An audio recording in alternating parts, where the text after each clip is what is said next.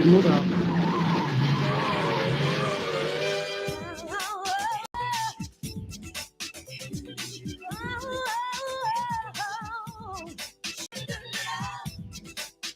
Bell and Company. Yes, it is. It's another episode of the wonderful show Bell and Company with me. That's me. I'm part of that show. I'm Mario J. Bell, and the other lady that's with us today, she's Libby. She's always with us. I hope. It's hard to do the show without Libby. I Oh, like hearing your boy. little bit of input. Oh, Uh, thank you. and we haven't been around, so I'll get to that in a second. But again, we're Bell and Company on Intellectual Radio, great station out here in the suburbs of Chicago. And all around anywhere where you can find it on the internet, basically. So that's cool. But we haven't been on the Intellectual Radio for a little while, and that is because That's your fault for not seeing a doctor. yeah, I know. Who's the dummy, right? Who's That's the dummy here? Exactly. I knew you were going to say that. I was waiting. But honestly, I have this thing. I don't know what they call it. I call it the white coat syndrome or something. Yes, Like, you're very doctor's afraid. coats, I just, whenever I start thinking about, oh my gosh, they're going to examine me, I get scared. Well, this time I didn't have much choice. So, but before I forget, I'll get into the story, but I would like to introduce a nice lady that's sitting with us here that is here to give us some advice in the world of, getting the word out. And she's got a great story too. So let's just go ahead and bring in. Hello, this is Miss Jean Kuhn. I want to make sure I was saying it correctly. How are you? I'm great. How are you? Okay, welcome to the show. And Thank I'm you. doing much better than I was 3 weeks ago. Awesome. The Glad to hear last that. time we were here, it was actually not too long after we did the show. The next day I woke up, I'm like, I don't know about this. And my parents happened to be in town. Thank God, because otherwise I probably wouldn't have taken myself. I ended up in the fancy smancy hospital in the western suburbs called Elmhurst Hospital, western suburbs of Chicago, that is. And that's, I don't ever want to go to a hospital again, but if you got to go to a hospital, it was It really is pretty nice. sweet. Yeah. Yeah, it is really nice. Big, lots of Mhm. people. They had so many people just coming in checking on me.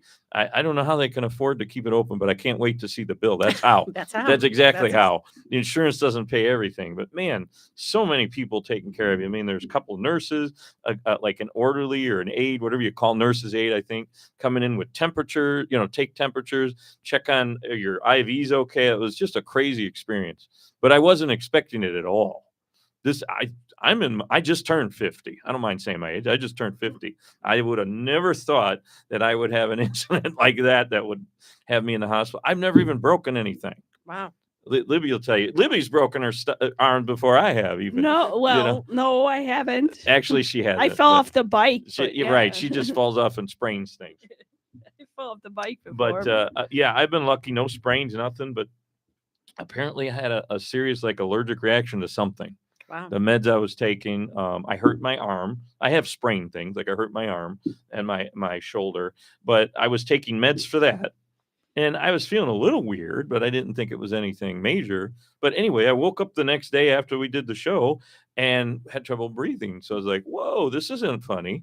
So there we go. That was a real good wake up call. And I thank everybody at the at that hospital, because I'm telling you, they really, it's like a system. They just, it's one thing right after the other, and they don't mess around. They don't mess around, and they have a great staff over there. Apparently they are one of the top notch places around, and we're in Chicago area. So, there's tons of good hospitals.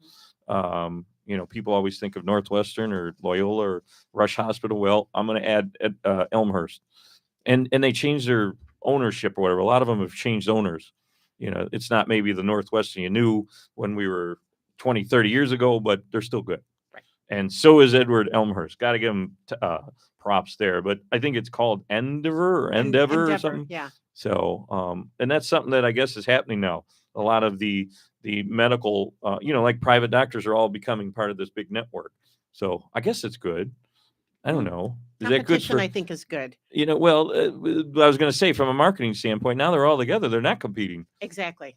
So who do you go? I don't know. I guess you don't have a choice. You either go to the Edwards group, or there's another one around here in Chicago called the Dooley Group, and I think they're in a couple other states. And then, of course, Northwestern has their own group. Right. And they're in a bunch of states now. They're not just here in Chicago, where we're doing the show. But anyway, what an experience. What a wake-up call. So now I'm all about health and wellness, and maybe that's what we'll talk marketing, but health and wellness. That's going to Absolutely. be our show from now on. But Libby likes that. She's always telling me about, you need to have your checkups. Yes, I begged you to see a doctor Yeah, for well, years. You did not listen. Well, now I have about 6 doctors. Oh, That's boy. one thing over there. I mean, they kept coming in. I didn't even know who to talk to, because I think sometimes they're not used to the patient being awake, like they're under from whatever the reason is. They had a bad incident before they got there. I was just having a little trouble breathing, like asthma. It felt like asthma, actually, not a serious incident, but it was more than that. It was an allergic reaction to meds, and then it did something with my heart. I mean, it was like a whole thing coming together. So I think that's why I had 1, 2. I know at least 4. I think I had as many as 6 doctors. Wow. I'm not surprised. So I can't wait to see that bill. I know I said that a minute ago, but man, that was a lot of help, a lot. And I've got to follow up with at least 2 of them on a monthly basis now. And then of course I have my main doctor. And that actually is a problem. I can tell everybody, make sure you go to your regular primary care doctor. Yes, That would get probably one. help I've you told you avoid this. that. And that's what Libby's been saying to me since I've known her. I've known her, 12 years now? Yeah, going on 12 years. And it's every time I feel a little sick, oh, you got to go to the doctor. I don't like going to doctors, but whatever. But yeah, so props to the hospital. That's why we had a little break. And actually, you were going to come on. I was. I think that was the week I was coming out of the and I was in the intensive care for a minute. Wow. They took me right out. I was in there for like an hour, and then they realized I'm fine. So you talk about scary, because I'm awake when they're doing all this, and they're plugging IVs, they're doing all the tests, they're saying things in code, hospital code, doctor speak. But I was catching some of it. But yeah, I had a really, really fast heart rate. I had really high blood pressure, and then sugar too. And they told and they told me I had like your blood, I guess, thickens. I've never heard this before, but people with diabetes, the blood is actually thicker. Oh, wow. I never knew that. The glucose in the blood, I guess, sticks together, and it makes it harder to flow through the body. So it was just a whole mess of just everything, man. But yeah, so that's where I've been. I'm now much better. As you see, I'm back. I'm talking. I'm moving around, exercising, because the whole family's trying to get me to go to the gym and work out and come back to work. I'm like, can I just take it a little easy, But I definitely wanted to have you on, Jean. So thanks. Here we are. We're back. The first week we're back, you're back. Well, thanks. I'm excited to be here. So that was a little bit about me and where we've been. And we're happy to be back and happy to have Miss Jean Kuhn on. So where do you want to start? I mean, I guess you're in the business of marketing, right? I am. But you do a little bit of everything, it sounds like.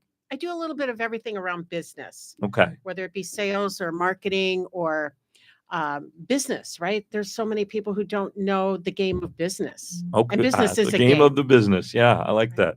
Yeah, business is a game, and it's a game to be played hard and enjoy it along the way. Because at the minute you start hating your business because it's not bringing in enough money, you might as well hang it up. Just forget about it, Yep. right? Well, I mean, obviously we're there to provide a service or whatever, or entertain or whatever it is, but you are there to make a living, right? I mean, you got to make some Absolutely. money. So, Right. it's not all about fun and games.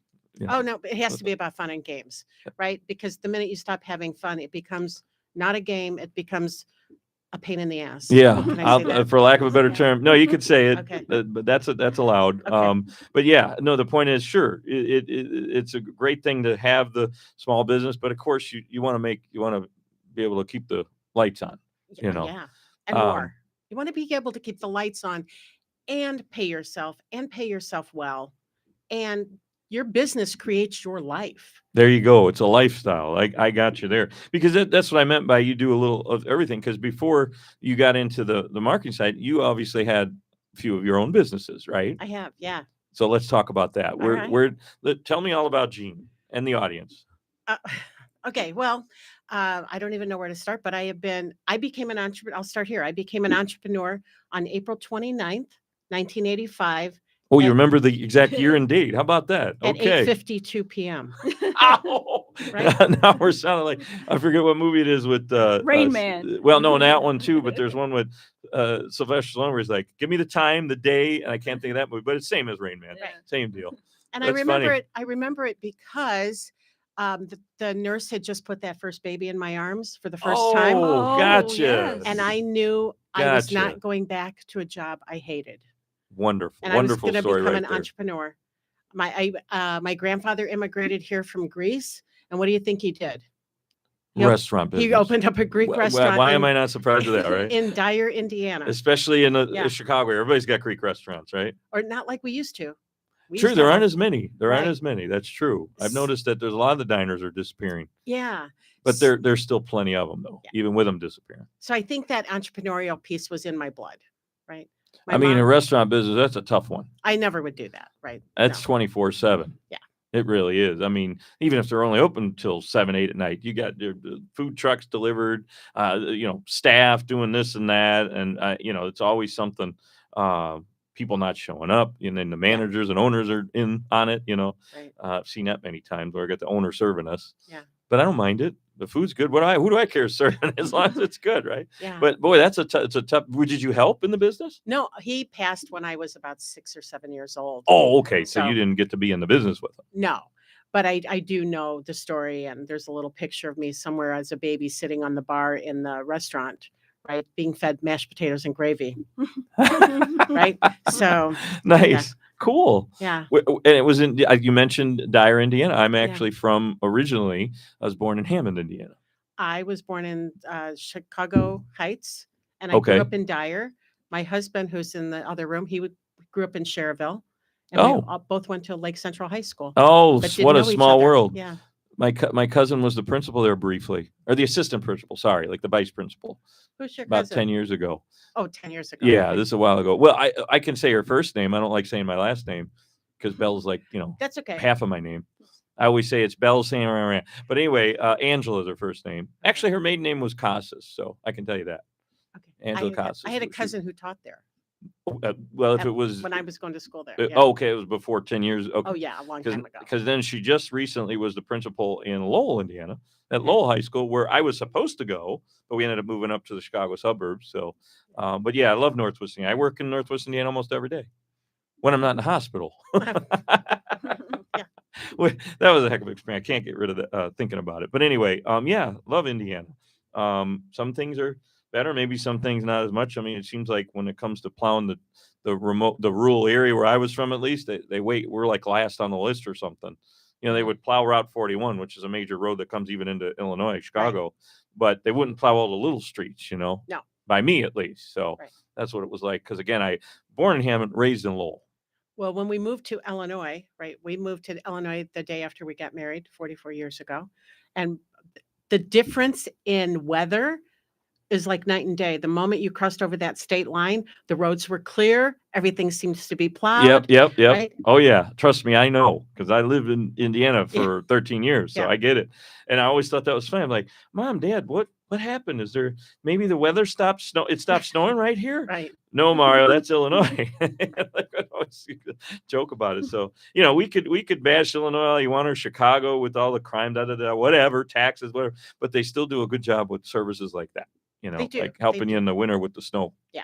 And I'm happy for that, because I'm on that highway. Again, we're talking about Chicago stuff. People not from Chicago. It's called 294. The tri-state goes through 3 states, and I think I'm on that thing almost every day. In fact, I am on it every day. I can tell you I am. Yeah. We were just on it now coming here. Right. We were too. So, but yeah, that's great. So you are a local Chicagoan, sort of, because even though it's Northwest Indiana, we're still Chicago. I mean, everybody. Well, I have Associates officially us with lived Chicago. more in Illinois, more years in Illinois than I lived in Indiana at this point. So My by the life. time you had children and were becoming an entrepreneur, you were here. We got married. I was 20 years old when we got married, and the day after we moved up here. Oh, gotcha. Yeah. So I've now we've been here 44 years now. Wow. Oh, you're definitely established. Yeah, we're No doubt established, about yeah. that. Our kids are Illinoisans. Yeah. Oh, sure. Yeah. If they were born and raised here, right? And everybody loves Chicago. I don't care what anybody says about it. Everybody loves Chicago when they come and see everything, the fountain and the skyscrapers, all the good tourist stuff like museums, and they don't necessarily associate Northwest Indiana with Chicago, but I do. So you're Yeah. still a Chicagoan in my book, at least. But anyway, so you've been an entrepreneur for a while then. I have 39 years. And some of the business that you've done that got you into wanting to talk about the marketing and stuff. Well, it's interesting because everything I've ever learned, I wanted to find out how I could monetize it, right? Okay. Everything I've ever wanted to do, I wanted to teach. So whether it been be ceramics or I think the first business that I really started was a ceramics business because I was way into ceramics way back in pre-kids. Like making what, like pots and Like, stuff? yeah, like pottery. Well, duh. Well, ceramic. I don't know. I'm thinking, the mass that they use in Hollywood. That's some kind of a epoxy, but it hardens, like kind of like ceramic. I don't know. But anyways, for making Yeah. like pottery. Yeah, and then I got into buying, starting a bit. I can't remember what the first one I started was, but then I bought a couple franchises. That's what you mentioned to me on the phone before. Yeah. That in 2002 I bought my first franchise in LaGrange. LaGrange, Illinois. Yeah. Okay. It was a Rocky Mountain Chocolate Factory. Oh yeah. And It sounds good. yeah, It was good. yeah, It's not. Somebody else owns it. he does. Yeah, I was gonna say, isn't it still there? it's still there. I was gonna say, I know I've been Yeah. there recently within He the bought it last from couple of us. years. I sold that one in 2016, and then in 2006 I bought the Rocky Mountain Chocolate Factory that was in Orland Square Mall. Oh, Both of them were bankrupt at the time that I bought them. And I thought, well, they're bankrupt and, pennies on the dollar, right? oh, you're thinking about Yeah. investing like I'm gonna get this Right. business cheap, Right. huh? Because Exactly. you always make your money on the buy. Yeah. Right. So when you buy something, that's where you make your money because turn around and sell it depending on the market. Right. You don't know what that's going to be. So I sold, I closed. Kind of like stocks, buy low, sell high kind of concept, right? Yeah, kind Do of. that with businesses. Well, if you can, right? That franchise is not really one that you could turn around and make money on. So I bought it at a deal, and Tyson, who bought it from me, got it at a deal. I was ready to be out of it. I would have closed it. I was going to close it at the end of the year in 2016. And What do they call it? Confectioner chocolate making is not Charlie in the Chocolate Factory. He's not making any money. I was making money, but I had just had a knee replacement. Okay. I no longer wanted to do that. I've known since I was 26 years old, I was supposed to help small business owners make more money. So I'm like, I can't do that if I'm working behind a register. Oh, you Right. felt like you want to be the consultant and you can give the advice and teach more than own it. I had spent 28 years at that point figuring everything I needed to know about business, right? And at that point in my life, my kids were growing up and I wanted to do something different. I didn't want to run a chocolate store anymore. Okay. And I knew I was capable of making more money than I was going to be making in that chocolate store. What's the technical term? Confectionery, right? Isn't that chocolate? Yeah, Yeah. confectionery. Yeah. Okay. So you decided that wasn't the business for you. I knew it wasn't the business for me, right? I knew that this is where I wanted to go, and I had to unburden myself from the chocolate store. And it wasn't as easy as I thought. It was the retail, the resale price on a store like that is very, very small. And I didn't care. I was willing to shut it down. Oh, okay. And my husband asked me to just think about it one more time. And he said, and Tyson had turned me down two times. He called me one day, gave him all the paperwork. The next day he contacted my business broker, asked for the exact same paperwork that I had to dig up again and send it to him. And my husband said, call him one more time. And I said, no. Who was that? The guy who bought it. Oh, right? okay. Yeah. And I said, I'm not going to buy it. I'm not calling him. He's turned me down twice. I pulled the paperwork twice. If we want to sell it to him, call him. He made the call. And he said, we'll take a ridiculously low offer. And part of it was, I just didn't want to have to move all that stuff out of LaGrange. Right? Okay. All right. I just had you had a store somewhere, yeah, right? I just had a knee replacement. I still wasn't back to 100%. And I was done with it. I'm like, literally, give me a bag of rocks and I'll give you the keys to the chocolate store, Jesus, right? that bad. All right. So Not Charlie isn't. Not because it wasn't making money, because it was. Right? Charlie Not in the because Chocolate Factory. He looks more happy in the movie than he really was in real life. Then apparently, if he's working in the chocolate store, he is, right? Wow. Okay. I just knew I wanted to do something else, right? And I couldn't do it as long as when you're working in a store like that where you have holidays, right? I would start my business here, my coaching business, and then here would come Christmas. And as soon as Christmas was over, January's pretty slow. I'd get back into the group, but here comes Valentine's Day, right? And then it was Mother's Day and Father's Day, and September and October was our busiest year of the month, right? Of the year. October was the busiest month of the year. And then we started the whole process over. I just needed to get out of there. Okay. So I had a manager in place for the year from 2015, mostly because I couldn't work there. I couldn't stand that long. And I had a manager in place there. And I still didn't, even for what I was pulling out of it, I still did not want to be there anymore. I was just done. And that was your over it. first franchise. You've had a few others, you're saying. I didn't have any. I had another one in Orland Square Mall. Oh, okay. Just Yeah. two of the same business. Two of the same Oh, ones. gotcha, Yeah. gotcha. You bought into two of the same Yeah. business, but And they're franchise. I They, got it. yeah, they were both bankrupt when we bought them. And within 12 months, I had turned around LaGrange and added 100,000 to the bottom line. And then 4 years later, in 2006, I bought Orland Square Mall. And the same thing there. We turned it around within 12 months, adding another 100,000 to the bottom line there. And then I was ready to flip that. But guess what time it was? Christmas? No, 2008. No. Oh, time Right. of this, the Right. time of just life. Yeah, right. Yeah. Not the year, but the bad year, right? Yeah. The recession. Exactly. And I bought Orland just to flip it, right? Get it profitable and then flip it. And then there was no credit. Nobody could get credit. There was no way that I was going to sell that. And then our lease was going to be up, and the mall told us that there was going to be a 40% increase in our lease. Whoa. With all, remember when the malls were like Empty. empty, Yeah. right? Well, Right. that's what it was like.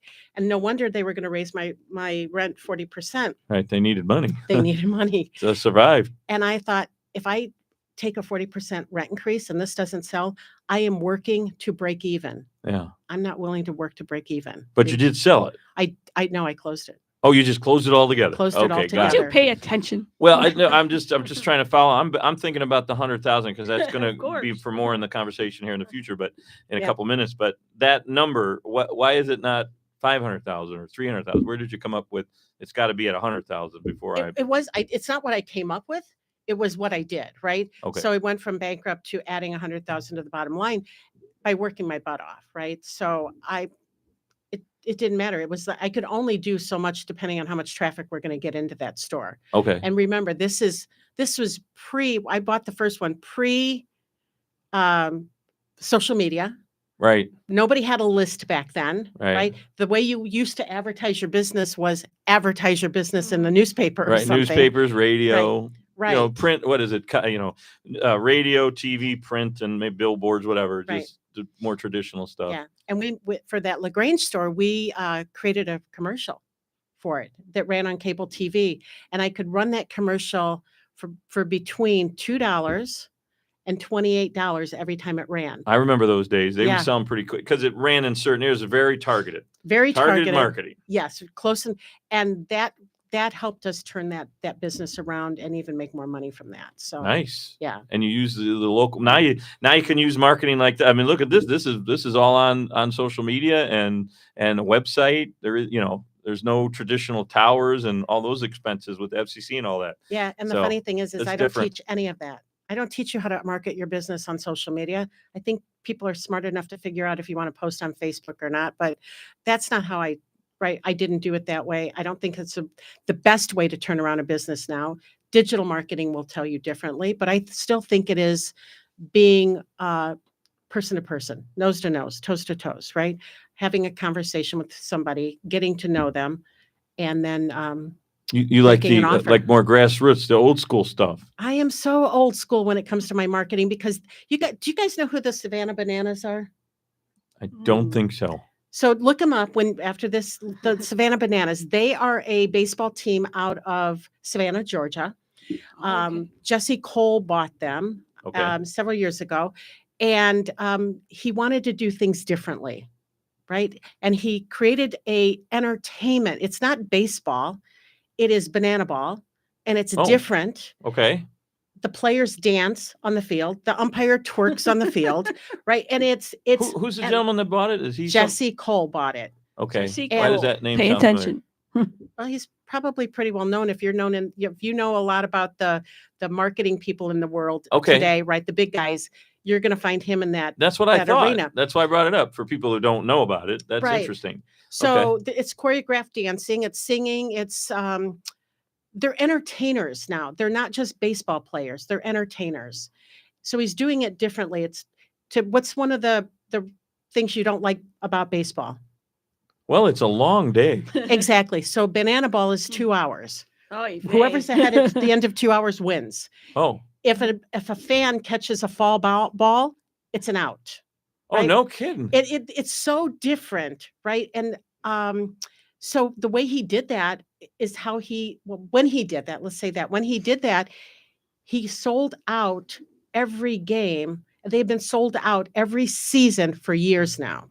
But that's not even, is it in a league? I mean, that sounds like it's more Well, for they're entertainment only. Like it's not. Well, they've got enough people who are, he just, I think recently bought one of the teams that they play against called the Party Animals. All right. So there is a league. They There's have lots enough of- teams that have more than like just two guys, two teams playing. Yeah. They're Wow. actually on tour now doing baseball, having baseball games. They were in Milwaukee. They've been in Indianapolis. They're What it sounds like when the Harlem Globetrotters were big, that was like outside of any league, but they had their own teams they played against. Right. So what's another piece that bugs you? Maybe high food costs? Oh, yeah, Right? sure. Yeah. So the tickets, or at least they were, they probably up a little bit, were $25 per person, right? That's Not not bad horrible. for like a Compared to like minor a league. Cubs ticket in Chicago area or Exactly. White Sox, yeah, that's pretty good. And that includes all the food you can eat. Sounds good to No me. kidding. Yeah. The ticket gives you food. Oh, Yeah. So here's the thing. He's so different about his marketing, right? How he came about everything. I've just been kind of studying him because I find what he's doing. This is exactly how 20 years ago, 2002. So 22 years ago, I turned around that first bankrupt business. I knew I had to market my business differently than any other chocolate store out there because 2 blocks down was a Fannie Mae. Oh, Oh. no. Yeah. okay. Yeah. The big guns, right? A year or two after we opened bought that store, Kilwin's Chocolate moved in across the street from us, right across LaGrange Road, right? Yeah. I could see him out my front window. And I'm like, I can't compete with these guys on just product. If Okay. my marketing is not different, if I'm not doing stuff to bring people in, then what am I doing? And Okay, you weren't making a real unique type of like the pecans or the pixies. You weren't doing something that they all don't do. well, we were doing all that stuff. We had everything they had, right? Okay. They were buying from some of the same vendors we bought from. They had the Oh. same product in the All store. right. So it as we wasn't. had. You weren't very unique. You didn't have a No. unique selling point in terms of the product itself. Exactly. So I had Okay. to become unique. One of Okay. them was customer service, right? Customer service was always the big thing, and we never said no. We had a policy, we would not say no. The only one who could say no was me, Okay. right? And I didn't say no. Why? Because I So- wanted every person who walked in there to, number one, walk Exactly. out happy, and number two, get what they wanted. Yeah. Mommy, I want a chocolate balloon or something. I mean, I don't know how you would make a chocolate, something big like that, but I guess you We didn't could. say no. You figured it out. We'd figure it out. I had somebody walk in and say, I'd love to have a chocolate mountain. Like a chocolate mountain. What the hell's a chocolate mountain? That's what I said. What the hell's a chocolate mountain? But I'm creative, and I started messing around with fudge. We made fudge there in the store. My first one looked like a pile of dog dew, right? Okay. But you know what? When you take a big pile of dog dew, and you stick a little white chocolate on it and a couple little plastic evergreen trees, Now it trees, looks it like now a looks like a mountain? mountain, right? So it literally was supposed to be a mountain of chocolate. Right. When you Mountain of say I want a fudge. mountain of chocolate, I got a mountain of chocolate. Wow. Mountain of Okay. fudge, right? So So- somebody did it as a joke and you actually made it. Not only was it not a joke, it was something that they wanted for a corporate gift. Oh, okay. So Right. it was a real request. It wasn't just some kid being goofy with you. No, it That's was what I somebody who thought. really wanted to gift these, and so that was Okay. like 5 pounds of fudge at $16.95 a pound. at Well, that that's point, a unique right? selling point. You made whatever they wanted and you made a mountain of fudge. I made a mountain of money A too, right? amount of money out of it, I bet. Yeah. Exactly. Yeah. So it was all of the different ways I could do this. You guys are familiar with Kohl's Bucks, right? Of course. Yes. Kohl's Cash. Yeah. Right. Kohl's Cash from the retail Yeah. clothing store, basically. Exactly. So in October, which was our busiest month, I created Apple Bucks. And we called them bear bucks because we had the big teddy bear that sat outside. So Wait, back up. You first said they were called what? I called them Apple Bucks, but we put the bear's picture on there, so we called them bear bucks too. But Apple, they didn't say nothing? Well, The big company, the one with all the phones and stuff? This one? we sold caramel apples in the store, Oh, okay. right? Okay. Tons and tons of caramel apples. When we bought that store, we were making 88 caramel apples a week. You're And- making me really hungry, but I can't eat that Yeah. anymore. No, you can't. No, you can't. Maybe the apple without the caramel. What'd you say, Libby? She's like, no, you can't. Yeah, right. No, she knows. Yeah. So we would make That's funny. 88 caramel apples a week, and we'd throw half of them away when we first bought that store. Oh, And by the time we were done, we were doing well over 25,000 apples a year there. And My sometimes we God. do 20,000 apples in Did you have your the own month of orchard? October. No, we would get them from a cute little fruit store in Western Springs. Oh, yeah. Oh, I know those guys. Yeah. Yeah. They were throwing out all these cities Yeah. around Indiana, Illinois here, but that's okay. A lot of people are listening from this area. But okay. So basically this is like a lifelong thing that you're, a business person, you're all about it. You know what I'm all about? I'm all about the fun. Yeah. And if I can make my job fun, I'm much more happy doing it. You'd be much more happy working for me, and the customers are much more happy buying from me. So for me, it's got to, remember I said the game of business? Yes. It's exactly how I run my business. My business, I run it as a game of business, and I play to win every single day. You said that to me before in Yeah. the interviews, pre-interview stuff. So you went from owning the business now to consulting people, basically, right? That your main goal now is what? So let's talk about what you're doing since you sold the franchise. Yeah. Well, I'm a business coach or strategist, and I help people create their marketing strategies for their business. Excellent. As well as if they decide they want to work with me after that piece, then I coach them through the pieces that they don't know around business. Okay. Right. So what does that I mean, look like? when you have the chocolate, I mean, that's a heck of a business to always reference, like, and make jokes about like the mountain of chocolate, all that kind of stuff like that. That's kind of a cool thing to have started with, franchise wise in terms of a business. Right. I just thought of something. What about diabetics? Did you have anything for people who can't have the sweets? Of course we did. Okay. Right? I just threw that out there, just thinking about it. At $5 a pound more. Is it really? It really Yikes. was. Yeah. Oh, wow. It really Okay. was more expensive than Okay. the other stuff. Okay. So Interesting. Anyway, sorry to Yeah, interrupt. that's It just dawned on me to ask. So anyway, so now coaching, consulting, Mhm. Say it again, the game of business, right? Did I hear you right? We play the game of business. My clients and I play the game of business every single day. And the game is to sell more than you did yesterday, right? Help more people. That's really, I would say, we don't really sell as much as we serve. So when you serve hard, you sell easy. That's my philosophy. Serve Ooh, people hard. That's a great one. Yeah, serve people hard so the sale is very easy. So when Let's translate that Sure. into like every day. What that means is basically you're on the customer service side. You're not trying to always think about give them this, give them that, got to sell them that, got to make money here, but more. Well, how we're helping let them? me show you exactly what I mean. I have Okay, a story for I that. wanna hear it. Okay. So when the pandemic started, we locked down here. I think it was the 17th of March. It was right? March, middle of March in 23rd. 2020. Yeah. And on March 23rd, I started offering free coaching for any small business owner who was worried about how they were going to stay in business. I would Nice. meet them on Zoom for an hour in the morning, give them a lot of strategy. All of my clients are mostly service-based businesses. So they could go out, still talk to people. They still had Zoom. They were all afraid that they no longer had a business. There was nobody that was going to buy from them. We were Right. worried about it. We were in the salon industry. I'm not always doing radio stuff. Mhm. And, are they going to have money to show up? But they Exactly. did. They kept coming, luckily, in that business at least. Right. Well, in the afternoon, I'd come back and I'd do an hour of Q&A for people. Like, what questions did you have? I literally was coaching people for 2 years. I thought this was going to be a 2-week, 2-month at Everybody the most thought it was thing, going to right? be a 2 week. Even the governor of Illinois was saying it's going to be a couple of weeks. Yeah. And remember, he got mad. He was one of the first ones to start doing it because he got upset that they wouldn't. It was like St. Patrick's Day celebrations, and they wouldn't separate. They were all like just grouped together. Right. So he kind of started off. Then of course California and New York, and then everywhere else started it.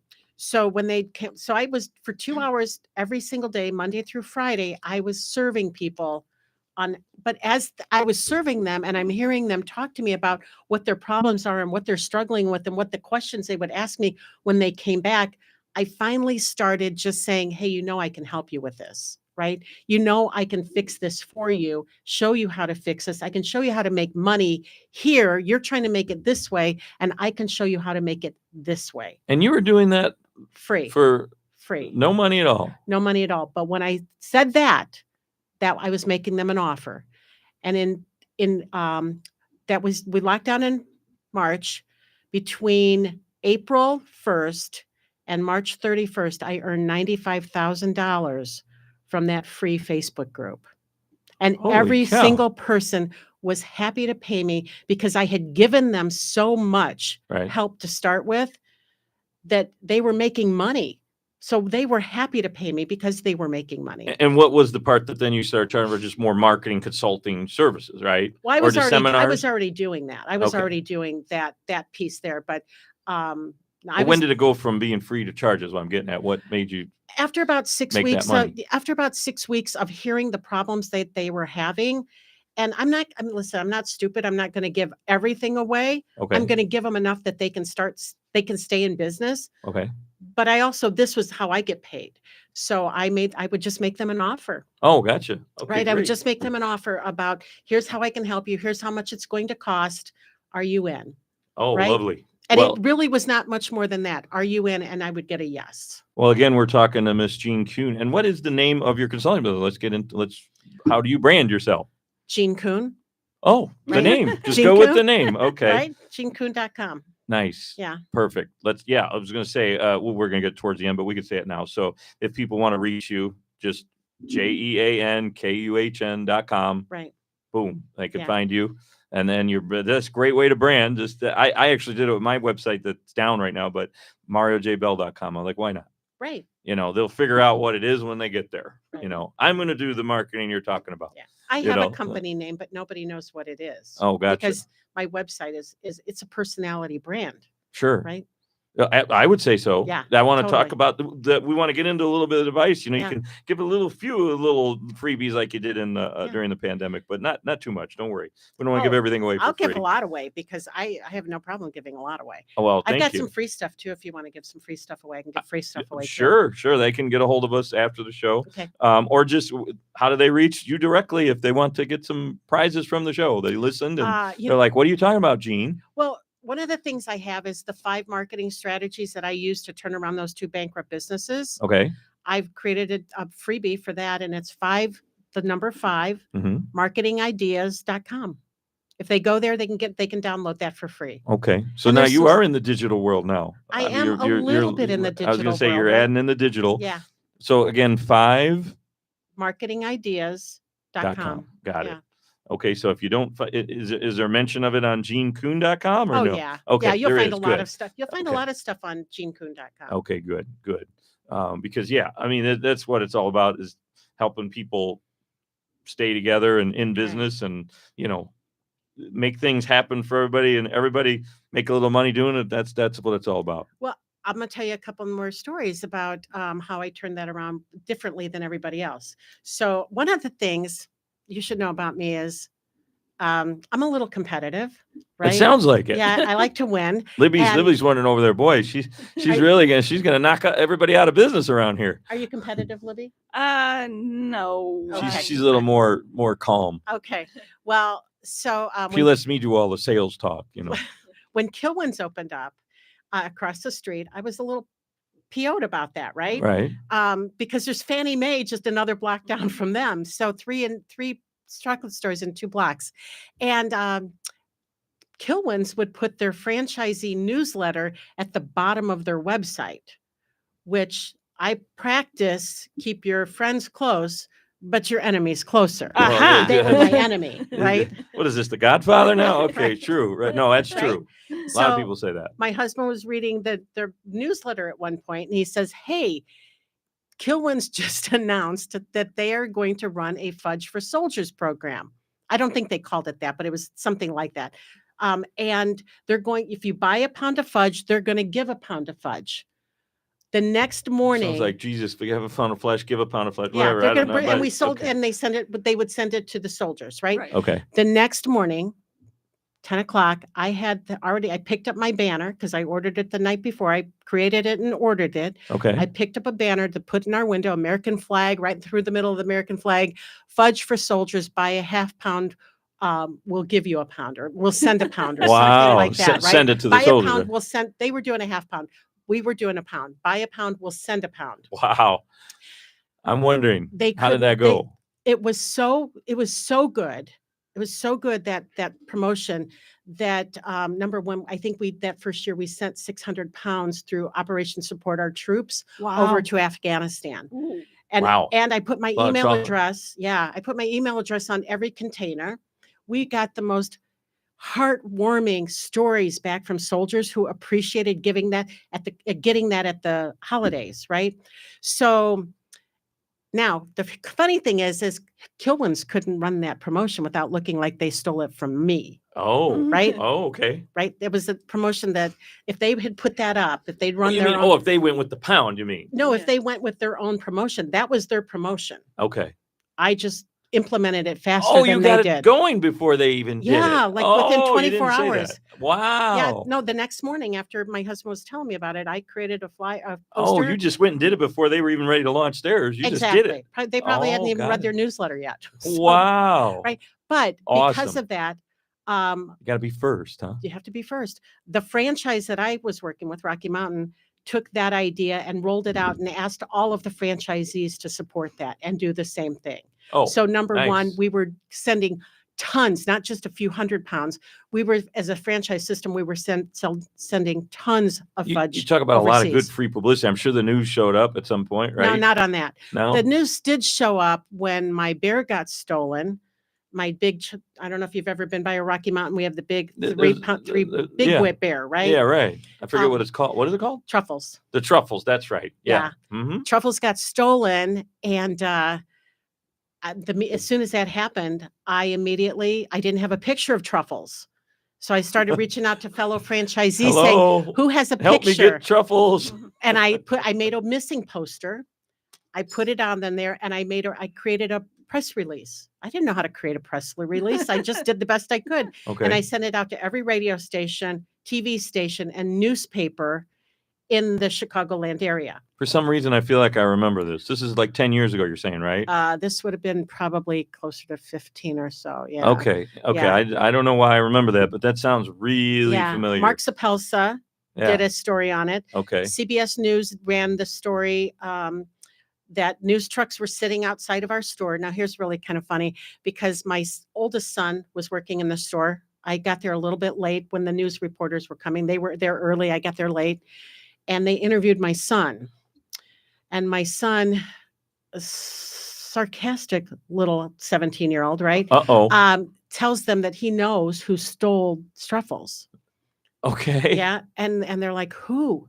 And he's like, I really believe the Russian mob had something to do with this. Oh, no. He's And making jokes on that. He's TV. making, yeah. And I come in and boy. she told me that. And I'm like, please don't put that on there because if there is a Russian mob, I don't want them to know about me. Yeah, I was going to say, they're coming for you now. Right? And there is, I'm sure. In fact, I know there is, especially in this area, Chicago. Okay. Well, But you were okay. My name is, never mind. Right, Anyway, it's too late now. It's too late now. GQ.com. You're already giving it out. You're going to have to go So, buy another alias. Yeah. So yeah, we Wow, that's a heck of a and way all to be competitive. Yeah, all the TV stations were out there, right, doing that. Wasn't and it the was Kilroys huge. and the Fannie Mae and the other one wondering what in the hell is this lady doing over here? Exactly, right?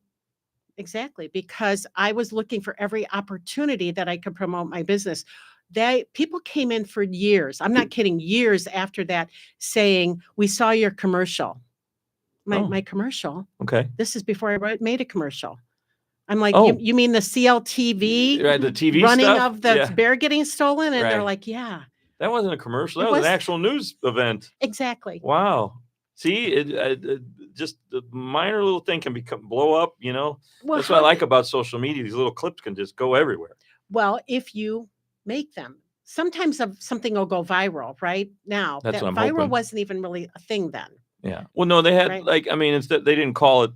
I forget what they called it, but like guerrilla marketing, where you just Yeah, hand out guerrilla 10,000 marketing. flyers or whatever. Yeah, You make everybody know that it walks down the street, hand them something, right. But it was a different way of doing it, I guess. Is Exactly. what you mean. It was just It wasn't called viral marketing, I guess, is what you're saying. It wasn't social media marketing at that point, right? It was still radio, TV, newspaper, right? Yeah. So viral Mm. wasn't a thing before social media is what you're suggesting. Exactly, I get yeah. you. I get you. Yeah. So, but I had read all of the guerrilla marketing books before Yeah. that, right? So, I was going to say Yeah. it evolved into more of now everything's like the little clips on social media. That seems to be like the big thing. Go viral, put these Yeah. little clips. But Right. sure, our guy that comes in with us on Sundays, Joe Brunker, he's in a band. And he did like he's got it all over his car. He stood on a sign. I mean, he did all kinds of stuff. So I wanted to bring him up in a second, but I want to get to this about what you're doing.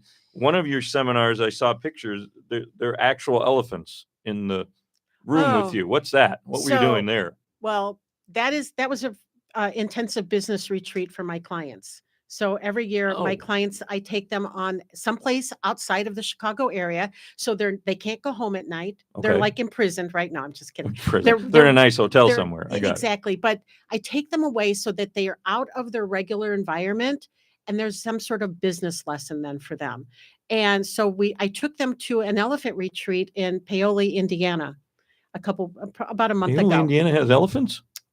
They have they have a wildlife park, and Oh, their gotcha, wildlife park has 2 elephants. I know. I was joking. Of course, they have Cindy, some kind of refuge or whatever, right? Cindy and Vicky, and both elephants are in their second act. And the women that I work with are all in their second act, Okay. meaning it's in their second act of life and in their second act of business. I mean, like they weren't in the shows anymore, like they used to be in the circus or something. The elephants, Yeah, not the people, the elephants. Elephants, yeah, they were actually circus elephants. Okay. And they're now in this refuge. And the trainer had been with one of them for 28 years and the other for 40. Wow. So the symbolism for you there is, okay, now you're in your second act of business. No, they told me that. I didn't even get that piece. Oh, okay. Really, what I want, the business lesson behind that was that we broke it down later after. So what they got to do is they got to give an elephant a spa day. So the elephant got to we gave the elephant a bath. Okay. We painted the elephant's toenails with mineral oil, right? All right. And it was just and we got to feed the elephants. I'm dying to hear what the lesson in marketing and just what the lesson is there. So the lesson there was, what is the elephant in your business that's keeping you from being as successful as you want to be? Oh, right. Okay. What's the elephant in the room that nobody wants to talk about? The elephant in the room. Exactly. I got it. What's Okay. the elephant in your business that you're not talking about? You're not telling me about. Everybody has one. So wait, you made them all fancied up, and so okay. So I want to understand. Okay. And you went to this retreat, the ladies, because you mostly work with women businesses, I think Yeah. you told me. Yeah. So what did the ladies get out of it? Let's get to how that relates to the elephant in the room thing. Yeah. I would say half of them said they were the elephant in the room that nobody wants to talk about. They were afraid of being seen. They're afraid to put themselves too far out there because what if they're rejected? What if nobody wants to do business with them? What if they can't get it? What if they can't do it? Right. So what a lesson to learn out of that. What a Right? fun way to learn that lesson in the seminar. yeah. Wow. Yeah. Who And thought of every that? single Who one. came up with that idea? That's all you, huh? That's all me. Right. Boy. Last year I took them. GeneKuhn.com, everybody. JeanKuhn.com. But mostly women-owned businesses, but that doesn't mean you won't work with everybody, right? Absolutely. Right. Last year I took them to Nashville. And I really wanted to make them uncomfortable, get them, because you can't grow when you're comfortable, right? So I took them to a recording studio. I've heard this before. You have to put somebody outside of the box, Yeah. basically, or outside of their comfort zone Right. to get them to think, expand something, whatever it is, business Yeah. ownership, marketing ideas, just coming up with something. Well, you can't sales grow pitch or if you're something. comfortable. You're not even going to try to grow, right? You're comfortable. But if I can make you uncomfortable and you're willing to do a little bit more work, you can find that growth within yourself and within your business. Wow, this does sound like a Jeffrey Gitomer. I hate to compare you to somebody, but he would do seminars like that where he'd come up with some crazy thing that they would have them go to and have that be the central part of the event. So I'm wondering if maybe who got the idea first, Gene or Jeff? I don't know. Well, these were my ideas. Okay, right? so I have been doing this since 2002. no, I mean the right? concept of that where you take them out of their Oh, comfort well, zone and I do mean, some crazy seminar thing like going to see the elephant. Yeah. Well, when I took them in Nashville, right? What's Nashville all about? Music. Right? Country music, right? So I took them to a recording studio, and one of the groups got there before I did, and I got a Marco Polo video that just said, "Oh hell no!" Okay, Like she wasn't going to do it, right? Right. So we went in. In comes our songwriter, who's going to help us write a song. Who is you? Everybody in that room was between 50 and 72. And in comes this 21-year-old cowboy, and he's got to relate to all of us old women. and help us write a song. And he asks us, what is the song you're going to write about? And they had no idea they were even coming there. So they had no idea what the song was about. And I said, this song is about the woman in her second act. So it's about these people right here. We're going to write a song about them. We came up with the most awesome song. We sang it. We recorded it. Nobody will ever hear that because none of us should have been singing. Oh. We're not singers. We're business Okay. people. But I loved the song That's so funny. much, I could not stop thinking about it. And so I called him a couple weeks later and I said, can you put together a band? Because we just recorded it with an acoustic guitar. Mhm. I said, can you put together a band and a female soloist to sing that song? And he said, he told me how much it would cost me. I gladly wrote him a check. And he had this recorded for us. That song became my 3-day conference that I do in the fall now. My conference is called My Second Act. Wow. So it is really for those women. You mean the words that were in the song, basically? The words in the song, it starts out, it's like, I ain't past my prime. I ain't out of time. I'm just getting started. I'm hitting the gas. I'm hauling ass, not sitting around brokenhearted. This is great. You guys Right. thought of that in It a is- seminar that you were doing? That is great. There was 7 or 8 of us in the room Wow. at that point. Somebody and- knows how to rhyme well, or I guess the producer guy that was with you, Yeah. he helped you think of the Well, he was the star of my, lyrics, right? let me just tell you, he was 22 when last year I did my conference. First time I'd ever done the second act conference. And he was my guest of honor. Oh, I brought him in. He performed for us. And he's 22 years old. You got all these women in their second act. I tell you, when he walked in the room, every ovary in that room slammed shut. every Right? Funny. Every woman wanted to mother him. And the second Right? act doesn't mean you have to be older. Just you know, No, it just means- whatever you're doing in life now, you switch gears. You know, had kids, now you're on your own. Whatever. It means you know? that you're in that more mature state. And women in their second act have a lot of wisdom, and they're willing to share it. Right? Well, I don't think that somebody's washed up just because they've already had the kids. The kids have gone to college and they're older and maybe retired. Like if somebody's I'm sorry, retired, is that What second does that act? mean? No. Retired? What does that Yeah, word mean? exactly. I was just Yeah. going to say that because I feel like, and I take that inspiration from my family. My parents are older and they said they're never going to stop. It keeps them going. Exactly. You know, Keeps they're you- competitive too. They want to be better than the other salon businesses. Yeah. You know, they're always looking for little hitches. And one thing they did is the way it looks, the look of the actual area that you go into in the salon. Mhm. That was one of their little things. But I don't want to take away from the story. So That's in the okay. second act, it's now your actual seminar my- title and it's- the song. Yeah.